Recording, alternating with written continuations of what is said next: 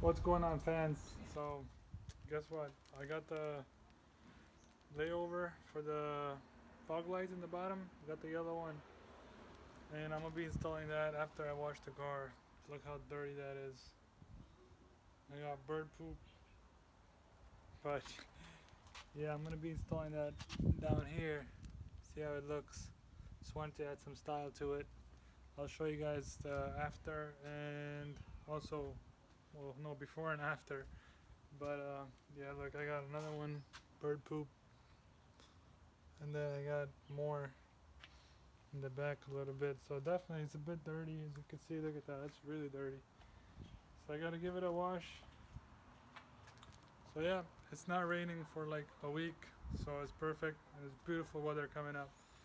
So definitely I'm gonna wash it right now, then install this, and then show you guys before and after how it looks, and I'll make a short video at night as well, so you guys see both day and night.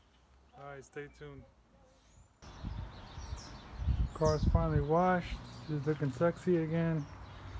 I just gotta take off all that, when I got a plastic squeegee, I take off all that water beads off of it, and then spray a coating of Rainix on it, so I'll be good for at least next month and a half at least. But yeah, I'm excited to install that fog light overlay yellow, so it looks nice. I think it's gonna add nice style to it, so definitely. Alright, so I got the first one on. It was tough a bit because you have to like bend down completely and then just peel this off once you're done. But yeah, so far it looks great, honestly.